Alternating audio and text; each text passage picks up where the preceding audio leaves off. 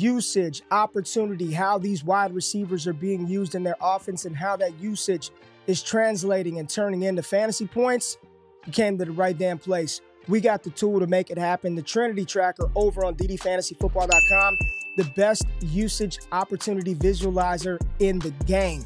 Check it out right now. There's a link in the description of the video. It's the first of the month to try that thing for a half off right now. We got a lot to talk about. Hang in week 9, a lot of names. The Jalen Cokers, the Cleveland Browns situation, what's happening in Dallas with CeeDee Lamb and that offense. We're going to talk through all of that stuff right now. I'm glad you're in the building. Trinity, week 8 recap. Let's talk about what we think is going to happen in week 9. Trust it, baby. Let's go.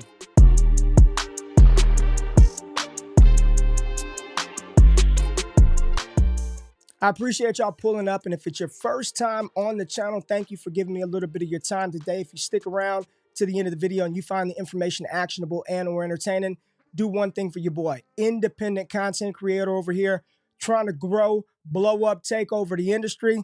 I need your help. Hit that subscribe button. I greatly appreciate that. Let's get into the action right now. Pull up the Trinity Tracker over on ddfantasyfootball.com. Again, 50% off. Link in the description for the first month.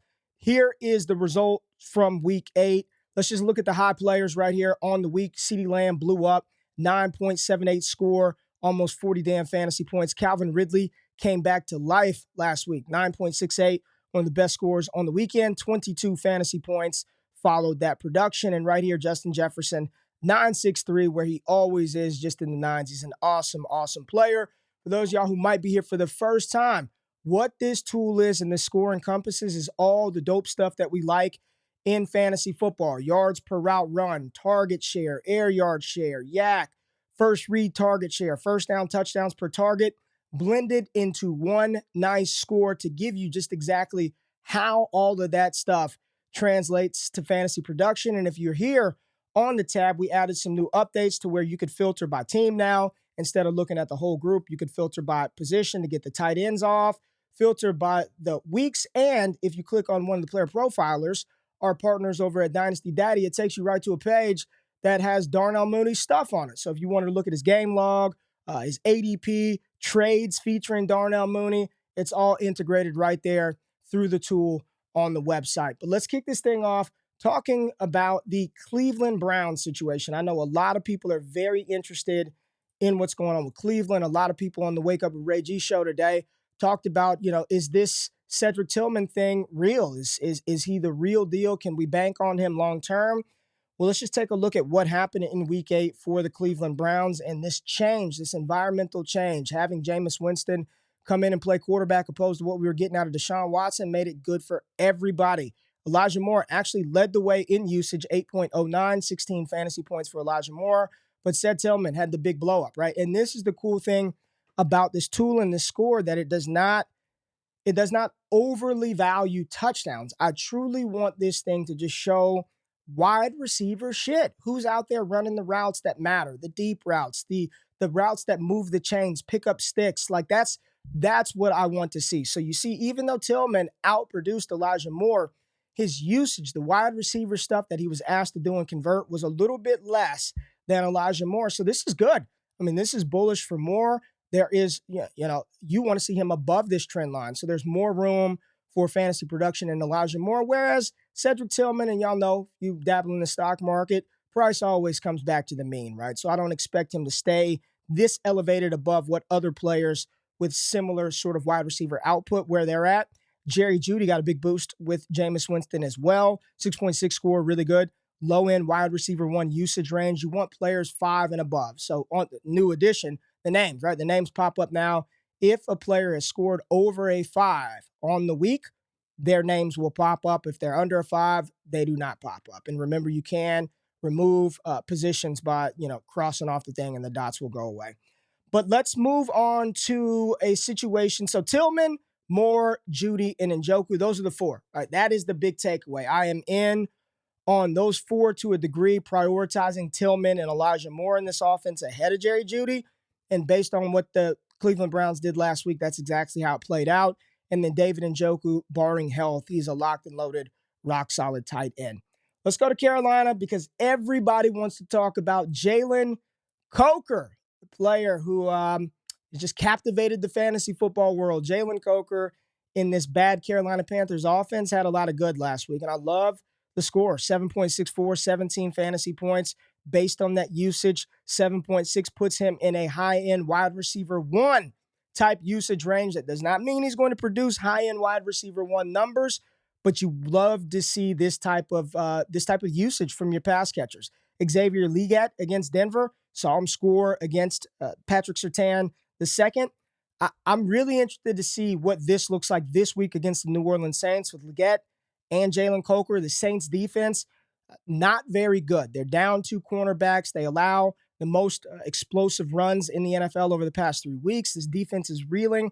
Offensively, they might get a boost back with Derek Carr, but Bryce Young should have some time to throw the ball. Jonathan Brooks could also be back on the field for the Carolina Panthers, which, strong running game helps out this receiving attack. I'll just say I am cautiously optimistic with Coker. It seems like he's got an opportunity to carve out some sort of role here in Carolina. I still would not prioritize him over Xavier Legat, and I don't think he's a locked and loaded starter on the week. I kind of want to see it one more time. Let's see what this looks like another week with Bryce Young. But I like the way it's trending. Like, that was a good performance from Bryce, one of the better ones on the season. And, you just look at the Panthers overall outside of that one game sample size, and it's still just an undesirable offense overall.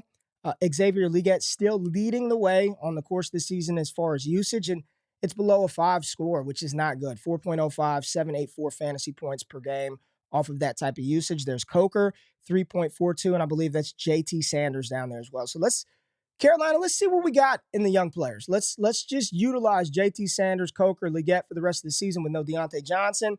Utilize some of these young guys and see if there is something there for the next quarterback whom won't be Bryce Young in 2025. The Buffalo Bills, want to pull them up because this is something. So here is the total look for the whole season for the Bills pass catchers. They're all just jumbled together. Kincaid, Cooper, Shakir, and Keon Coleman, all over a 5 score, which is what you want to see. But let's segment this thing down to the last couple of weeks. Let's go last 2 weeks, week 7 and week 8 for the Buffalo Bills. Keon Coleman leading the way, followed by Khalil Shakir, Dalton Kincaid, and Amari Cooper dipped back after a goose egg for the most part the last game they played in.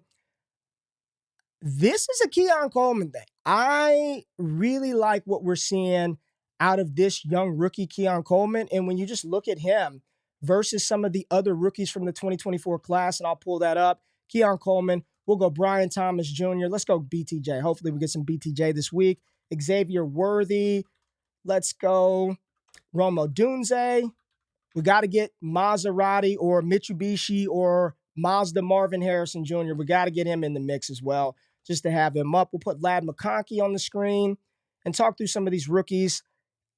Malik Neighbors, let's get the big dog up there. Let's get the big dog, Malik Neighbors, and we can add as we go. But really like what we've seen out of Keon in this Bills offense. And as we continue to progress through the season, I'll be very interested to see if Josh Allen and he continue to get on the same page.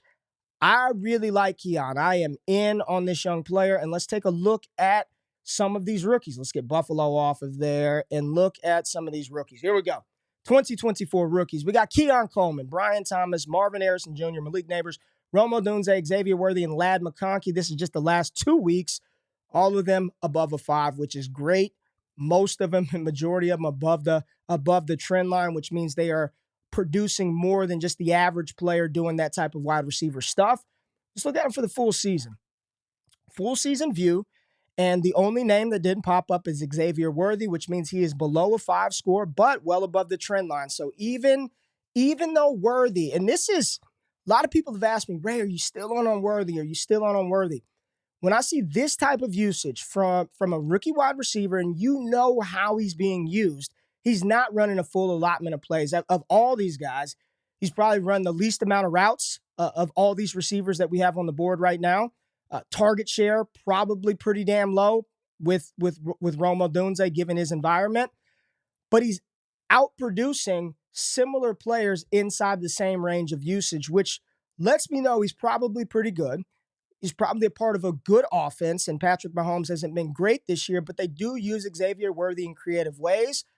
I like this. This to me, for the entire season, I think he's a sneaky kind of one of these buy low candidates that a lot of people, no one's upset with the Worthy production, but he's not making those big explosive splash plays right now, but he ain't way back here at the back. You add Jalen Polk, let's go Polk. Who else was one of the rookie darlings? Jermaine Burton. Let's get Burton on the board and just look at where they layer on the chart with these guys. I mean, it's so far down. This just means, and a lot of you listening are probably like, yeah, Ray, well, they're not using Burton. Yes, that's the point. They're not using him at all, which is not a good thing. So when you look at these group of wide receivers right here over the course of the season, talked about it for the past couple of weeks, Ladd McConkey being one of those buys. Anybody in that top right, the far right bottom quadrant, that's the buy zone. That's the opportunity zone right in here. And even Rome Odunze, despite the fact that all that chaos and all of that shit is going on in Chicago, you got Keenan Allen, Cole Kmet, DeAndre Swift, DJ Moore, Kalen Williams is going to run the ball.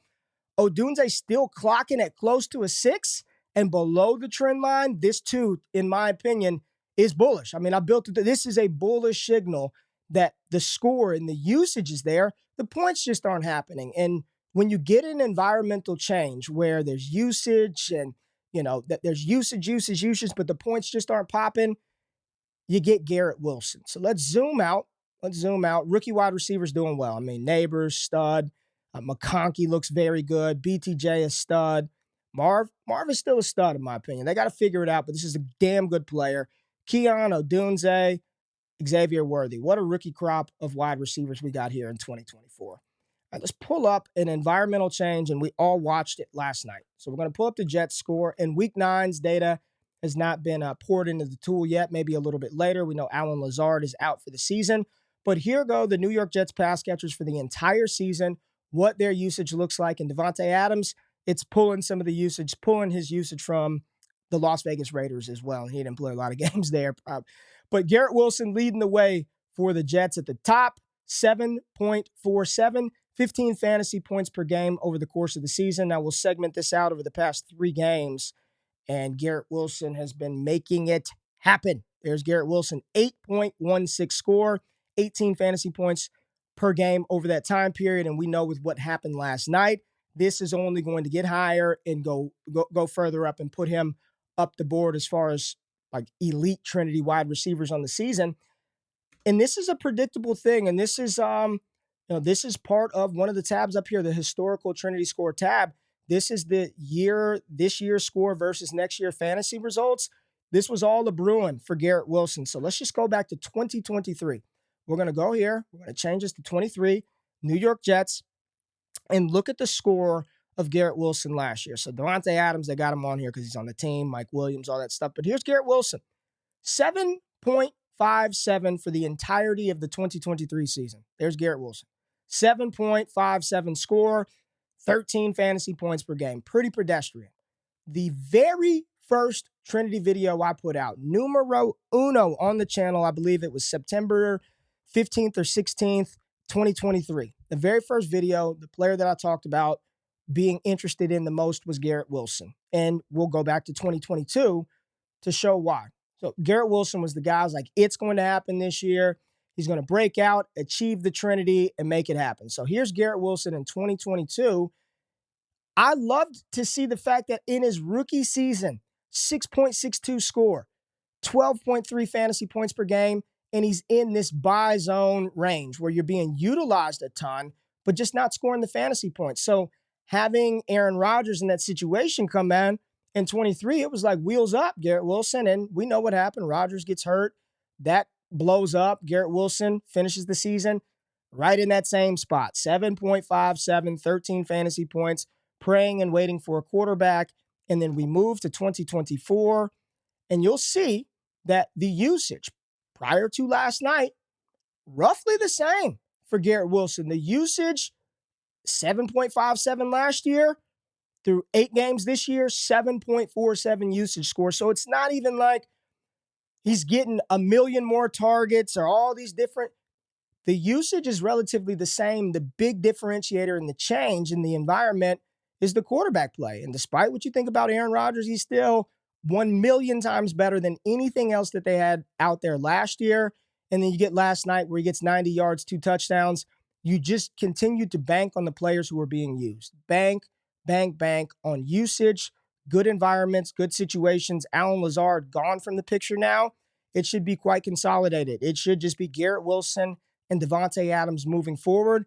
And Wilson over the last 5 games has just been, he's playing out of his mind like the best wide receiver in football. Whether he is or he isn't, that's what he's playing like right now, and Aaron Rodgers is helping him get there. CeeDee Lamb, post-buy CeeDee Lamb. Told y'all, don't panic. Don't fret. Post-buy CeeDee Lamb is not even on the chart. He's way up here. He's way up here. 30, 40 freaking fantasy points. And then look at everybody else in Dallas. The answer to the question of Tolbert versus Turpin versus, and Ferg, he's giving you all he's got. He's throwing off 13 defenders to pick up 3 yards. He's giving you all he's got, but this is a disgusting picture of an offense that needs a number 2. They need another body. They need somebody else beside CeeDee Lamb. Unfortunately for Dallas, it's not going to happen here in 2024. CeeDee Lamb, full confidence, he's going to continue to smash. I want to go to Baltimore. A lot of people are going to be like, what do we do? What do we do with the Baltimore Ravens now that they've added Deontay Johnson? And this kind of looks like Buffalo, right? Let's zoom in. You got 3 guys, similar usage. In between a 5, 9, 7 and Zay Flowers, so a 6 score, and Deontay Johnson 6'5". So 6 to 6'5". What you notice in here, unlike CeeDee Lamb, unlike Garrett Wilson, none of these players, none of them, even in Deontay's old environment, are being utilized in a way like a Lamb, like a McConkey, a Keon Cole. They're not up there. Their usage overall on the season is wide receiver 2 range. That's exactly how they've been utilized in Baltimore. This usage is wide receiver 2 zone. Zay Flowers can have big wide receiver 1 weeks. We've seen Deontay do it. Bateman can long touchdown his way to relevancy. But by and large, you're looking at wide receiver 2s in an offense that is not a high volume passing attack. They still have 2 tight ends right here, back-to-back in usage, Andrews and Likely. And y'all know the biggest X factors, they're going to run the damn ball with Derrick Henry and Lamar Jackson. I don't know how this is going to shake out because Zay and Deontay feel like this similar type of player, a similar caliber of player. Let's take a look at some underlying metrics for him to see if we could figure anything out in this Baltimore offense prior to the week. All right. All the points are relatively close in between 3 air yards. Deontay Johnson was the one in Carolina, right? Target share, 25% Deontay. Zay, 24%. Bateman, low man, 15. That's a strike. Yak, Bateman, not a lot. Deontay, not a lot. Zay Flowers, that's what he does. Yards per route run, Bateman and Zay, identical. Deontay, a little bit lower. All of it just screams okay. No 30% target share, guys. It's going to make it difficult. It's going to make it difficult to really try to figure out what's going to happen. It's kind of plug and pray you started the right guy. If I had to prioritize him, it would still be Zay Flowers and Rashad Bateman this week in week 9, and we'll see how Deontay integrates and fits into this offense moving forward. Tough matchup against Denver this week as well. At least it's a home game for the Ravens. Let's go back to the score. Let's follow the dots. Follow the dots. Follow the dots. Denver, Detroit, Green Bay. Interesting situation going on in Green Bay right now. So this is a look the whole season, weeks 1 through 17, 1 through 8 right now. And here go your usage leaders for the Packers. Romeo Doubs leading the way by a healthy margin, 7.02, but he is scoring less fantasy points than 2 other pass-catching compadres. Jaden Reed getting you close to 14.5, 15 fantasy points on sub-6 usage. It's been a little bit of a fall for Jaden Reed. The usage has been puzzling. We continue to talk about it every week. Next up, you have Tucker Kraft, followed by Dontavian Wicks, and then Christian Watson. So Romeo Doubs leading the way. Let's look at what's happened over the past 3 games. We filtered these things out. Week 6 through week 8, there's Doubs way up here. 7.98 score, 15, 16 fantasy points per game. Followed by Christian Watson, over a 5.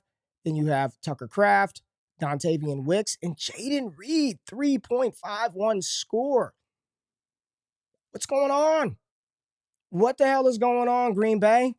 Weeks 1 through 6, what are we looking like? 1 through 6, it's like ever since Romeo Doubs complained about getting the ball, it's been all Doubs 1 through 6. Reed was it. Now, this is the interesting thing. Reed, and we've got a new tab here on the tool. So let's go Trinity Score comparison. This is a comparison tab. I like the market. Y'all know I always talk about it. So I wanted something to allow me to kind of watch the progression of these players and see if you could spot a trend or a flow with some of these guys. So we'll pull up Jaden Reed's weekly Trinity Score comparison tool, and you'll see the plots and the scores. And all we're looking at is the week-to-week usage of Jaden Reed. So here we go. Week 1, high usage, way up here. Dip down in week 2, that's all right. You'll have some of those. 2.95 score, and we got a 66 fantasy points.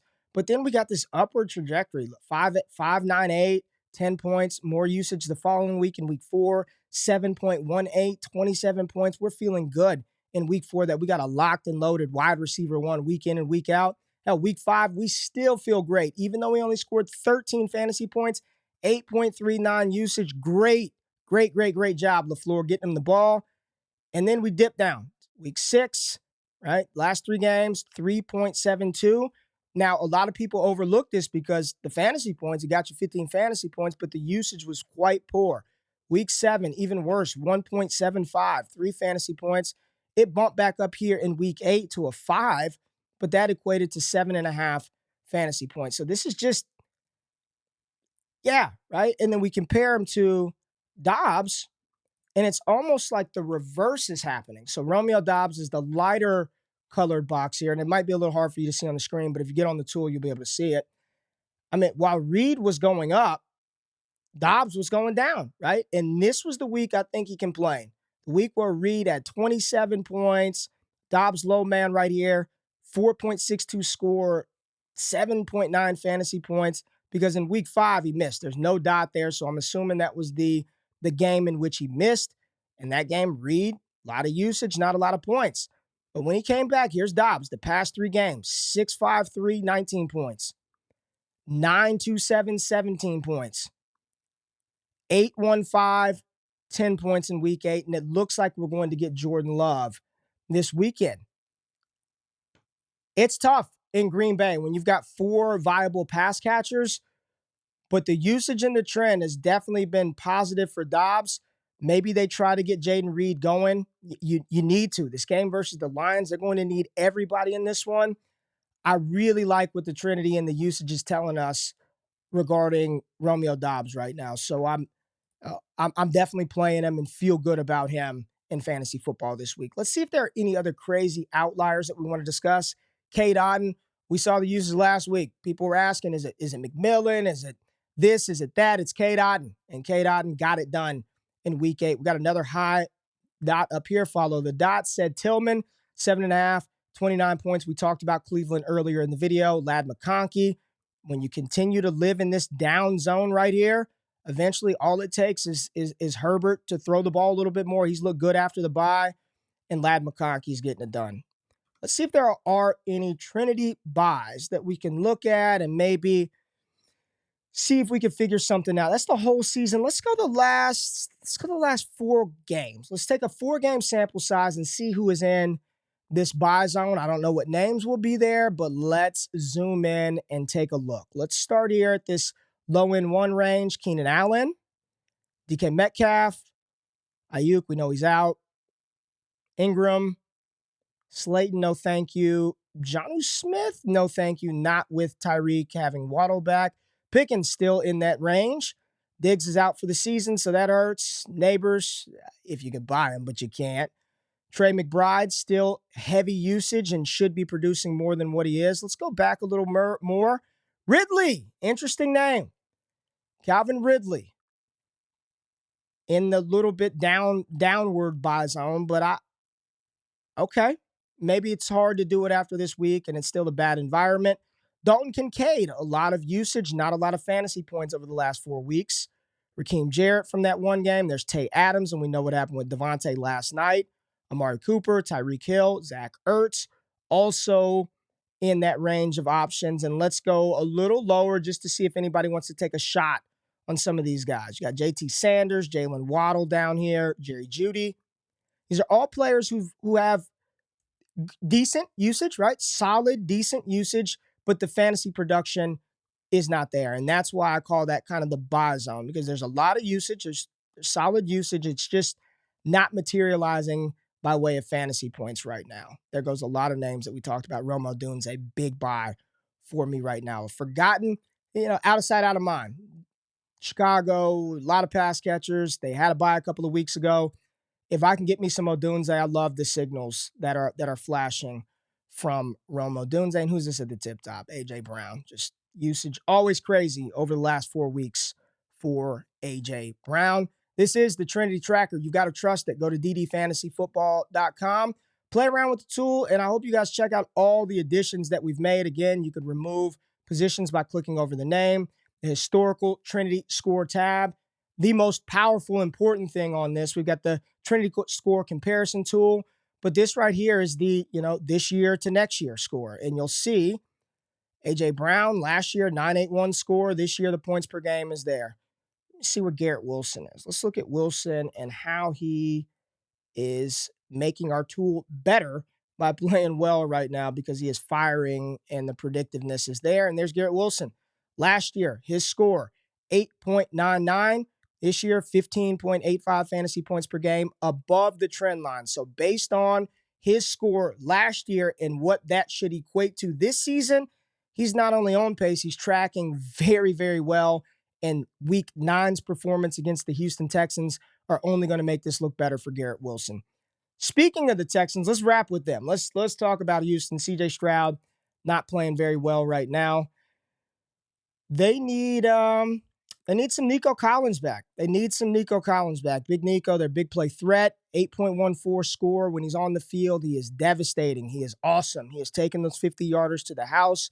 No Stephon Diggs, which means there's more opportunity for Tank Dell. And we saw Dell go 6 for 126, I believe. No touchdowns, but he had a big game on the night against the Jets. So it should be Tank Dell and Nico Collins moving forward, prioritizing Nico Collins as the top dog. John Mechie goose-egged us last night, so he gave us absolutely nothing. No usage. Stay away from that situation. Anybody else we want to look at before we get out of here? Josh Downs in Indianapolis. We got Joe Flacco back.